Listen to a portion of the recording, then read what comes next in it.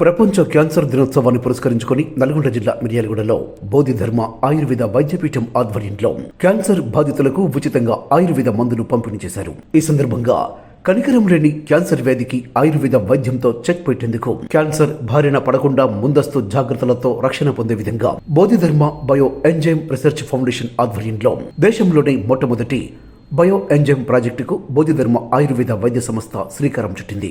వెంకటాద్రిపాలెం గ్రామంలో జప్తి వీరప్పగూడెం రోడ్లో నూతనంగా ఏర్పాటు చేసిన ఈ ప్రాజెక్టు కార్యాలయాన్ని స్థానిక ఎమ్మెల్యే బత్తుల లక్ష్మారెడ్డి ప్రారంభించారు.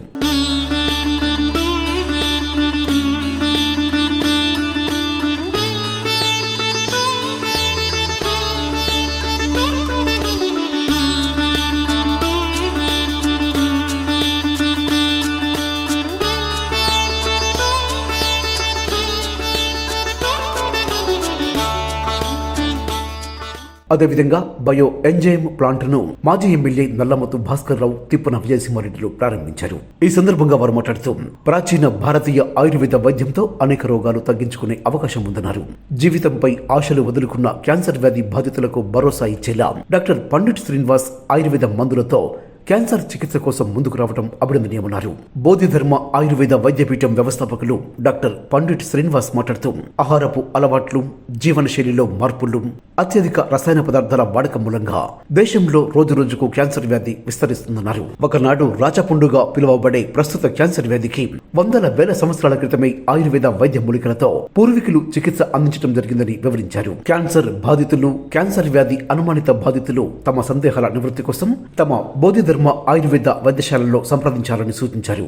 ఈ కార్యక్రమంలో central censor board director Mogullapalli Upender, అనువంశిక వైద్యులు మొండి సోమరాజు, బీఆర్ఎస్ నాయకులు దుర్గంపూడి నారాయణ రెడ్డి, ధనావత్ చిట్టిబాబు నాయక్, హాతీరాం, బీజేపీ నాయకులు వనం మదన్ మోహన్, మాజీ DCCB director Ravinder Reddy, Janayatri foundation వ్యవస్థాపక అధ్యక్షులు doctor Munir Ahmed Sharif, film producer Moosa Alikhan, BMS doctor Supriyam, bio enzyme project director Konda Madhavi, గడగోజు ఏడుకొండలు, చింతల వెంకటేశ్వర్లు, కీర్తి, సంతోష్, రాజ్, భీష్మ తదితరులు పాల్గొన్నారు.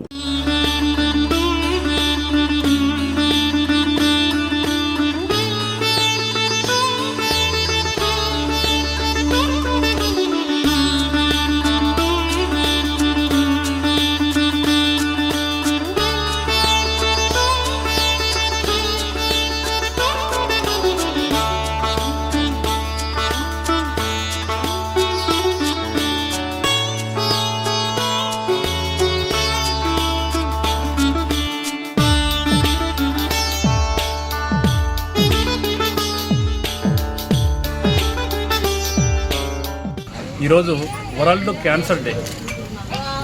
అయితే ఈ క్యాన్సర్ అనేది ఒకప్పుడు రాచపుండులాగా పిలిచే ఈ యొక్క చిన్న జబ్బుని మనం విజ్ఞానాన్ని పెంచుకొని దానికి ఒక క్యాన్సర్ అని రూపాంతరం చెందించి అనేక మంది ఆ పేరు చెప్తేనే ప్రాణాలు వదిలే పరిస్థితిలో ఉన్నారు.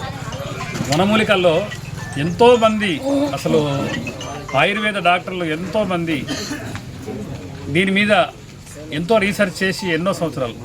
క్యాన్సర్ అనేది మా గురువుగారు చెప్పిన మాటల్లో వింటే మీరు ఆశ్చర్యపోతారు. జనరల్గా చిన్న విటమిన్ లోపం బిడ్డ, ఆ విటమిన్ అనేది బాడీలో తయారైన తర్వాత బయటికి వెళ్ళిపోవాలి. అది చిన్న వాయువు.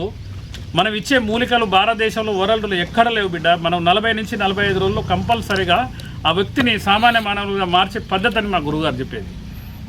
అదేవిధంగా ఆ క్యాన్సర్ మూలికలు సేకరించుకొని ఈ బయో ఎంజైమ్ సిస్టమ్ని నేను టోటల్గా అవలంబించి ఈ ఒక సెటప్గా, ఎందుకంటే నేను క్యాన్సర్కు మూలికలు ఇస్తున్నా అంటే ఎవరు నమ్మే పరిస్థితులు ఉండరు. ఎందుకంటే మీ ప్రాంతంలో పెరిగిన వ్యక్తిని, నేను ఇక్కడ ఇదే ఊర్లో పుట్టి పెరిగిన వ్యక్తిని కాబట్టి దాని మీద ఎంతోమందిని, కనీసం నా దగ్గర 10,000 నుంచి 12,000 టెస్ట్ మనీస్ ఉండే. అంటే నా దగ్గర మందులు వాడి రికవర్ అయిన వాళ్ళు ఉన్నారు. ఎంతో దూర ప్రాంతాల నుంచి వస్తుంటారు చాలామంది. ఇక్కడ మిర్యాలగూడలో పెట్టిన తర్వాత డాక్టర్ మునీర్ గారు, వనం మదన్ మోహన్ గారు, చిట్టిబాబు గారు, చిట్టిబాబుకు ప్రత్యేక ధన్యవాదాలు. ఈరోజు ఇక్కడ హాస్పిటల్ పెడతానికి, అంటే ఈ యొక్క ఇన్స్టిట్యూషన్ పెడతానికి కారణం చిట్టిబాబు గారే. మనం నిత్యం ఇంట్లో వాడే వస్తువుల ద్వారానే మీరు ఇంట్లో దోమలు కనుక రాకుండా ఉంటే మీకు ఏ జబ్బులు ఉండవు. కాబట్టి మనము రూమ్ స్ప్రేయర్ కనుక చిన్నది అతి తక్కువ ధరలతో 300-400 రూపాయలు నెలకు ఖర్చు పెట్టుకుంటే రూమ్ స్ప్రేయర్ వస్తుంది. ఎలాంటి దోమలు కూడా రావు. మనం ఫ్లోర్ క్లీనర్ వాడడం వల్ల అనేక రకాల జబ్బుల బారిన పడుతున్నాం. ఇంకోటి ఏంటంటే టాయిలెట్ క్లీనర్ వల్ల మల ద్వారా క్యాన్సర్స్ వస్తున్నాయి. ఎంతోమంది భారతదేశ శాస్త్రవేత్తలే కాదు, ఇతర దేశాలలో కూడా ఎంతోమంది భారతదేశం పుట్టినిల్లు మీ దగ్గర ఉన్న వనరులు ప్రాజెక్ట్ ఎక్కడ కూడా మాన్యువల్ ప్రాసెస్లో లేదు. 90 రోజులు కష్టపడాలి. అది ఎందుకు తయారైద్దో ఎప్పుడు తయారైద్దో తెలియదని దాన్ని ఎవరు పట్టించుకోకపోతే ఒక 2 సంవత్సరాలుగా దాని మీద నేను స్టడీ చేసి ఎంతోమంది రఘుపతి అని ఢిల్లీలో ఒక సైంటిస్టు నా ఎమ్మటి ఒక 100 సార్లు గుర్తు చేసి బిడ్డ నువ్వు పెట్టు, నేను 64 సంవత్సరాలు నేను పెట్టలేకపోతున్నా, మీ అందరికీ నేను ఢిల్లీ నుంచి ఎంతోమంది సైంటిస్టులను తీసుకొస్తా, ఈ యొక్క ప్రాజెక్ట్ పెట్టంటే నేను పుట్టిన ఊర్లో ఏదో ఒకటి చేయాలన్న ఉద్దేశంతో ఉన్న వ్యక్తిని కాబట్టి ఇక్కడ స్టార్ట్ చేశాము. కాబట్టి క్యాన్సర్ అనేది జబ్బే కాదు, లేకపోతే బీపీ షుగర్ థైరాయిడ్ అసలు జబ్బు కాదని నేను ఎన్నో రకాలుగా ప్రచారం చేస్తున్నాను. ఎన్నో సంవత్సరాలుగా నా దగ్గర మందులు వాడిన వాళ్ళు ట్యాబ్లెట్ లేకుండా మనం డైటు మన ఒంటిల్లే ఔషధాల మన దినుసులే ఒక ఔషధాలని మనకు ఎంతోమంది శాస్త్రాలు ఘోషిస్తున్నాయి. కాబట్టి ఏంటంటే మన జీవన విధానాన్ని మార్చుకుంటే ఎలాంటి జబ్బు లేకుండా మనం జీవితాన్ని గడపొచ్చు. క్రియేట్ చేయాలి. దీన్ని ఆల్రెడీ ట్రీట్మెంట్ అంటే లైక్ ఇప్పుడు వస్తున్న పేషెంట్స్ కానీ వాళ్ళతో మీరు ఆల్రెడీ ట్రీట్ చేసిన వాళ్ళని చూస్తే కూడా సార్ చాలా వీడియోస్లో అప్లోడ్ చేస్తారు, మీరు చూసే ఉంటారు. అందులో పేషెంట్స్ కూడా వాళ్ళు ఎలా నయమయ్యారు అనేది అవన్నీ కూడా చూసినప్పుడు అంటే లైక్ నాకు చాలా మంచిగా అనిపించింది. సో చిన్న చిన్న పథ్యం అపథ్యం ఇవన్నీ కొన్ని ఫాలో అయ్యి అండ్ ట్రీట్మెంట్ అనేది మన దగ్గర ఇప్పుడు ఎలాగో ఉచితంగా ఇప్పుడైతే ఇస్తున్నారు కాబట్టి ఒకసారి చూడండి మీరు. అండ్ ఆల్సో మీరు ప్రజలందరూ దీన్ని సపోర్ట్ చేసి ఇంకా విజయవంతం చేయాలని కోరుకుంటున్నాను. థ్యాంక్ యూ సో మచ్ అవకాశం ఇచ్చినందుకు. ఒకప్పుడు క్యాన్సర్ అనేది ఎవరికో 1,00,000 ఉండేది, కానీ ఈరోజు క్యాన్సర్ అనేది దాదాపుగా 110 మందికి దాకా ఈ క్యాన్సర్ విజృంభిస్తుంది. దీనికి కారణం కేవలం మనం తీసుకునేటటువంటి ఆహారపు అలవాట్లు, తర్వాత బయట జంక్ ఫుడ్స్, తర్వాత ఎవరైతే మన గృహమే ఒక వైద్యశాల, మన తల్లి ఒక వైద్యురాలు, కానీ ఆయుర్వేదంలో నయం కాని మందులు అలోపతిలో నయం కాని జబ్బు ఆయుర్వేదంలో ఉంది. ఈరోజు వాస్తవంగా ఆయుర్వేద మందు కరెక్ట్ ఇచ్చినట్టయితే అలోపతిని ధీటుగా ఆయుర్వేదం పనిచేస్తుంది. కాకపోతే ఇప్పుడు ఎవరు కూడా ఆయుర్వేదం నమ్మే పరిస్థితి లేదు. అందులో భాగంగా ఈరోజు ఇక్కడ ఒక ఆయుర్వేద పరంగా మిర్యాలలోని వెంకటాద్రిపాలెం సమీపంలో ఒక మంచి కాన్సెప్ట్తో క్యాన్సర్ పేషెంట్కు నేను సేవ చేస్తానని చెప్పి నా దగ్గరికి వచ్చి రావడం జరిగింది. క్యాన్సర్ అనేది కామన్ అయిపోయింది. వాస్తవంగా మనం తీసుకునేటటువంటి ఆహార అలవాట్లను మనం దూరంగా ఉంచినట్టయితే మద్యపానం, ధూమపానం వాటిని మనం దూరంగా ఉంచినట్టయితే క్యాన్సర్ రాకుండా మనం నిర్మూలించవచ్చు. ఈ క్యాన్సర్ మనం పెట్టుకున్న పేరు ముద్దు పేరు క్యాన్సర్. ఇది ఎప్పుడో ఆదిమానవుడు పుట్టినప్పటి నుంచి కూడా ఉంది. కాకపోతే అప్పుడు కొన్ని లక్షల్లో ఒక్కొక్క ఇద్దరికో కనిపించేది రాచపుండు. మనం శాతం బాగా పెరిగిపోయి ఏదైతే డీటాక్సినేషన్ కాకుండా ఇంకా ఇంకా ఇంకా ఇంకా పెరిగిపోతున్నాయో అవన్నీ కూడా ఒక బృందంగా ఏర్పడిన తర్వాత ఈ మనిషిని ఒక అవయవాన్ని పట్టుకొని పీడించేదే మనం పెట్టుకున్న ముద్దు పేరు క్యాన్సరు. ఏదో కొంచెం సిమ్టమ్స్ కనిపించగానే కార్పొరేట్ హాస్పిటల్కి పరిగెట్టిన తర్వాత వాళ్ళు ఆ ఫోటోలని ఈ ఫోటోలని ఈ టెస్టులని ఆ టెస్టులని అన్నీ చేసిన తర్వాత వీళ్ళకి వెళ్ళినటువంటి ఈ బాధతో బాధపడే వ్యక్తి ఎవరైతే ఉన్నారో ఆయన కానీ ఆయన తరపు వెనకాల ఉన్నవాళ్ళు కానీ దీనికి చిలవల పలవలు కల్పించుకొని క్యాన్సర్ అనే దానికి ఒక ముద్దు పేరు ఏం పెట్టారంటే ఇవి వచ్చింది కాబట్టి చచ్చిపోతాడు. ఇటువంటి ఒక ఆలోచన విధానాన్ని ముందు మానేయాలి. క్యాన్సర్ వస్తే మనిషి చచ్చిపోతారని ఎక్కడా కూడా వైద్యశాస్త్రంలో లేదు. దానికి ఎవరైతే వైద్యులు ఉన్నారో వాళ్ళు 50% మాత్రమే కర్తలో, మిగతా 50% పైన మాత్రం ఎవరైతే ఉన్నారో ఈ వ్యాధితో బాధపడే వాళ్ళు కూడా పూర్తిగా సహకరిస్తేనే ఈ మహమ్మారిని మనం దూరంగా తోలేయగలం. ఇది ఉపయోగించుకోవాలి. మన ప్రాంతంలో చాలామంది ఉన్నారు క్యాన్సర్. ఏది మన పెద్దలు చెప్తున్నట్టు ఇది క్యాన్సర్ అనేది ఇయాల నుంచి వచ్చింది కాదు. వెనకట బాగా తిని బాగా ఆర్థికంగా బాగున్న వాళ్ళకు రాజులకు వస్తే రాజవైద్యులే దాన్ని బాగు చేయడానికి వచ్చేవాళ్ళు.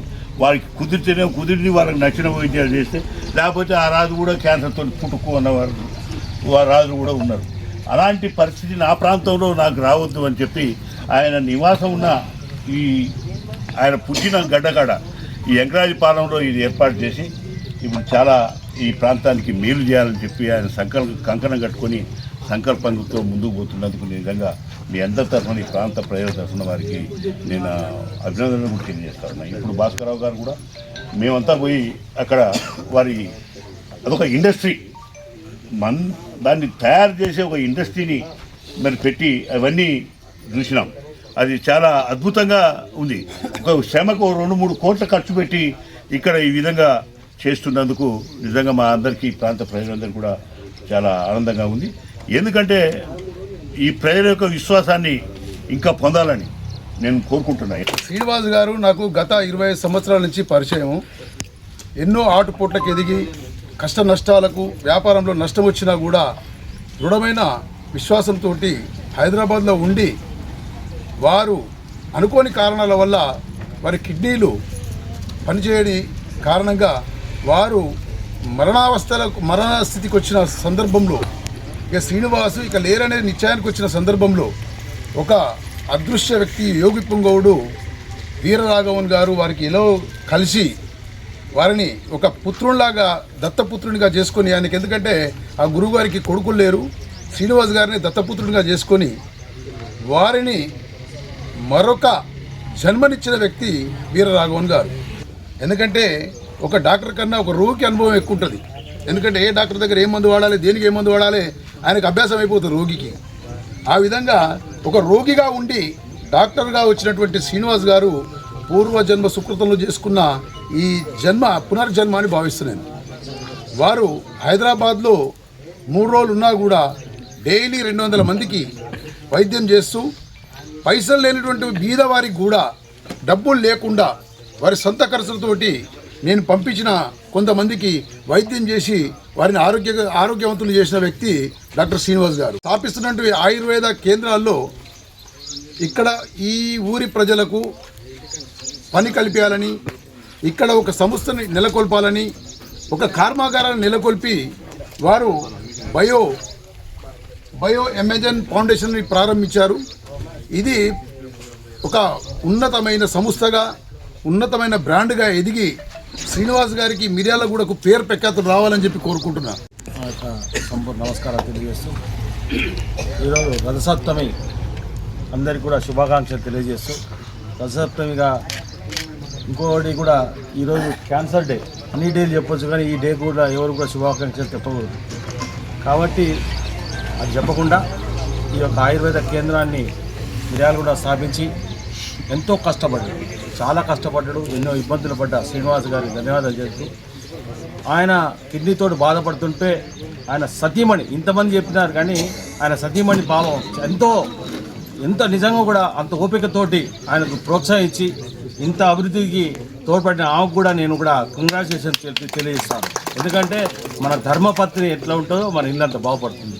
కాబట్టి ఆమె తోడ్పాటుతోటి ఇంకా మంచి ఎదగాలని, క్యాన్సర్ పేషెంట్లను మిర్యాలగూడ ఏరియాలో మొత్తాన్ని నిర్మూలించాలని, ఆయన సంపూర్ణ ఆరోగ్యాలు కలిగించాలని ఆ దేవుడిని కోరుకుంటున్నాను. క్యాన్సర్ అనేది ఒక జబ్బు కాదు, మరి ఇది మన శరీరంలో వస్తున్నటువంటి ఒక రుగ్మత అని చెప్తా ఉన్నారు.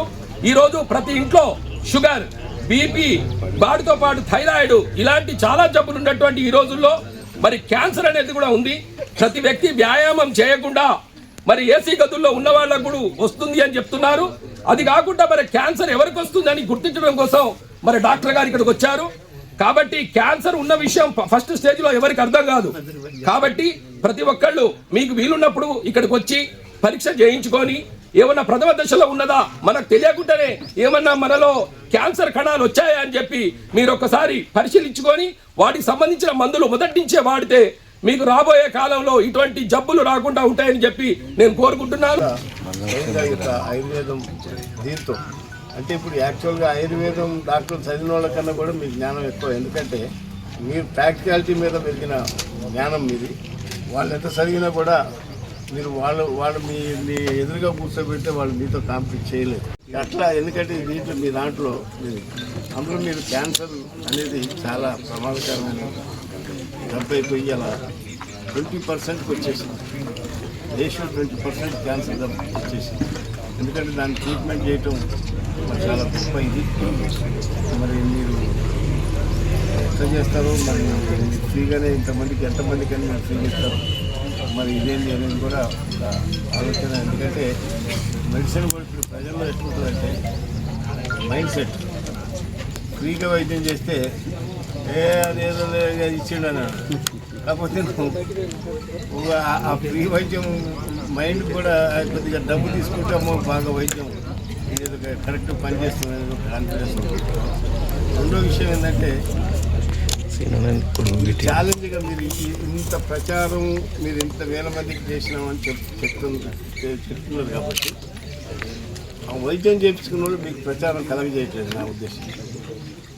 అంత వైడ్గా మీకు పబ్లిసిటీ ఇస్తే ఇదివరకల్లా మీరు అసలు తెలంగాణలో కాదు అసలు భారతదేశంలోనే అసలు నీకు అసలు టైం దొరక ఫ్లైట్లో తిరగాల్సిన పరిస్థితి వస్తుంది అని అంటే నమ్ముతున్నాను. నేను మిర్యాలగూడలో గవర్నమెంట్ హాస్పిటల్లో 5 మిషన్లు పెట్టి సరిపోతే మళ్ళీ 5 మిషన్లు శాంక్షన్. అంటే ఒక్క ఆలగడపలో విజయసాయి గారి ఊళ్ళో 60 మంది కిడ్నీ పేషెంట్స్ 60 మెంబర్స్ ఎక్కడికో పోకెళ్ళి 60 మందిని పట్టుకొచ్చిన దగ్గర వైద్యం చెప్తే నేను మా సూపరింటెండెంట్ చెప్తా, అరే నాయన మీ వైద్యం నడవని దానికి డయాలసిసే కదా, దానికి ఆయన చేసేది ఏం లేదు కదా. ఆ రోజు చేసినాం అనుకోండి వాళ్ళు అయిపోతే అది ఒక పెద్ద వైడ్ స్ప్రెడ్ అయిపోతుంది. అసలు గవర్నమెంట్ డాక్టర్లు చెప్తారు, అదే నాయన మా దగ్గర టైం వేస్ట్ చేయకరా బాబు, నువ్వు పోరా ఆయన దగ్గర పోరా అని చెప్పి అటువంటిది చేయాలి. నిజంగా కూడా మీరు చాలా గొప్ప కార్యక్రమం చేస్తారు. ఎందుకంటే బయో ఇంజెక్షన్ అది చాలా అంటే నేను ఒక చోట చూశాను. అది ఇంత గొప్పగా అయితే మీరు ఇన్ని డ్రమ్ముల్లో కాదు కానీ అక్కడ ఏదో వాళ్ళు కొద్దిగా ఏదో చేశారు. చేసి వాళ్ళు అంటే వాళ్ళు సోపు షాంపూస్ అవి తయారు చేస్తున్నారు వాళ్ళు. మీరు తేనెతను ఇవన్నీ కూడా 60-90 రోజులు అంటే ఓపిక కూడా నుంచి నేను పూర్తిగా అడ్వర్టైజ్మెంట్ చేస్తాను. ఎందుకంటే క్యాన్సర్ పేషెంట్ ఎవరన్నా కరెక్ట్గా ఉన్న వాళ్ళని 2-3 నేను సెలెక్ట్ చేస్తాను, వాళ్ళకి చెయ్యండి. మిమ్మల్ని నేను చెప్తున్నా, ప్రభుత్వం దగ్గర తీసుకుపోయి క్యాన్సర్ ఎంజిఎం హాస్పిటల్ ముందు లేదా బసవతారకం హాస్పిటల్ హెడ్ మనం మిర్యాలగూడ బస్. మేము ముఖ్యంగా కిడ్నీ పేషెంట్లని ఇది క్యాన్సర్ మీద మేము చేస్తున్న దీనికి మా యొక్క పూర్తి సహాయ సహకారం